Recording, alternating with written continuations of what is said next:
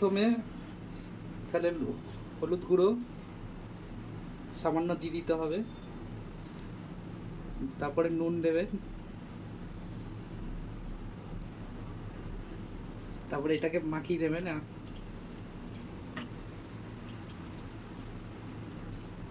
এরপরে একটু তেল দিয়ে দিতে হবে এখানে।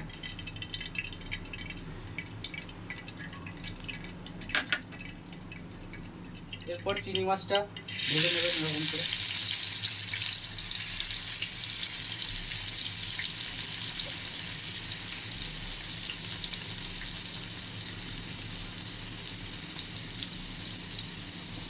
এরপরে নাড়াচাড়া করতে হবে এরকম করে।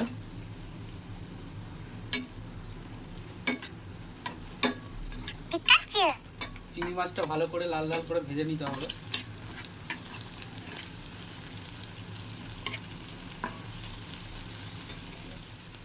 এরপর চিংড়ি মাছগুলো লাল লাল হয়ে গেছে, এবার চিংড়ি মাছটা তুলে নেবো।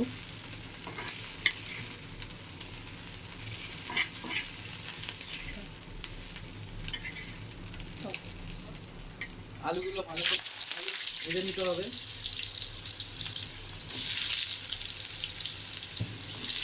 এরপর আলুগুলো ভালো করে ভেজে নিতে হবে।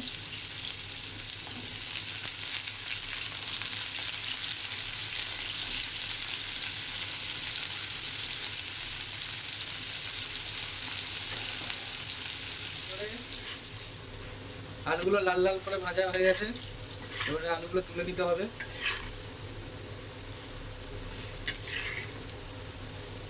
এরপরে পেঁয়াজ,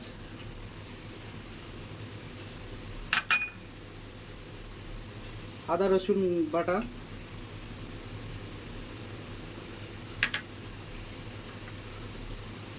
কিছু টমেটো আর লঙ্কা কুচোনো, এটাকে মিক্সিতে ভালো করে গ্রাইন্ড করে নিতে হবে। অল্প করে জিরে তেলের মধ্যে দিয়ে দিতে হবে, তারপরে একটা শুকনো লঙ্কা,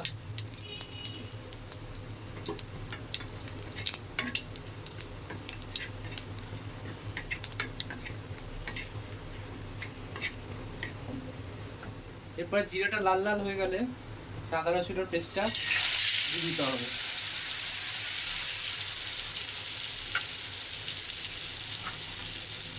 এবার মশলাটাকে নাড়াচাড়া করতে হবে যেন না লেগে যায়।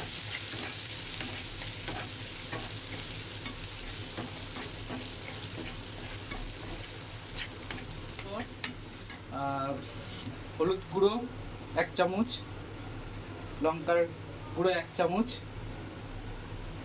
দিয়ে দিতে হবে।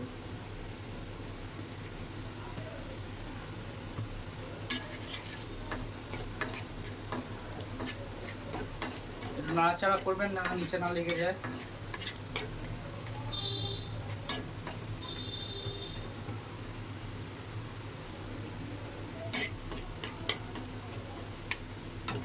এরপর 1 চামচ ধনিয়া গুঁড়ো,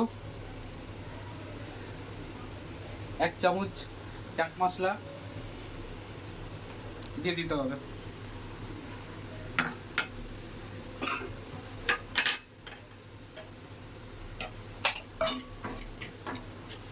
এরপর একটু কষিয়ে হালকা করে একটু সামান্য জল দিয়ে দিতে হবে যাতে মশলাগুলো না নিচে লেগে যায়। ভালো করে কষিয়ে নেবেন।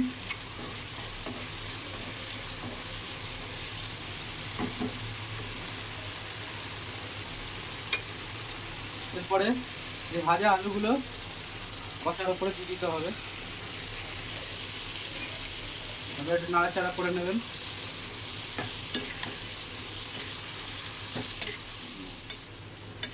আমাদের কষানো হয়ে গেছে, আলুও সেদ্ধ হয়ে গেছে ভালো করে। এরপরে চিংড়ি মাছগুলো, যে ভাজা চিংড়ি মাছগুলো, এটা দিয়ে দিতে হবে,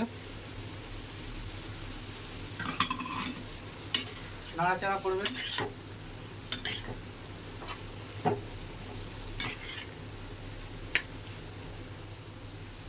এবার একটা সামান্য পরিমাণ জল দিয়ে দিতে হবে।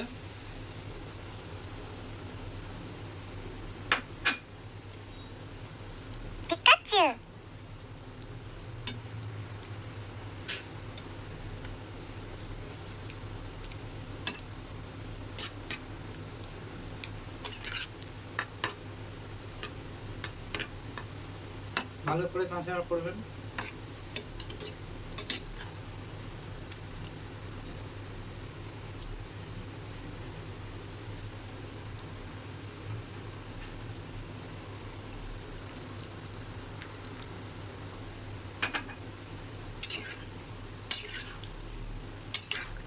পর 5 মিনিট ঢাকা দিয়ে রেখে দিতে হবে।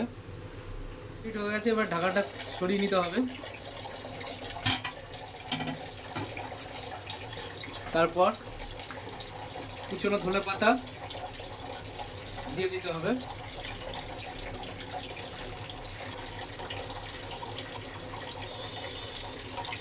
আমাদের চিংড়ি মাছ কারি লাল লাল ঝাল ঝাল রেডি হয়ে গেছে।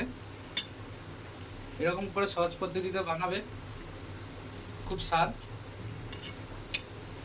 বাড়িতে বানিয়ে দেখবেন, খুব স্বাদ হয়।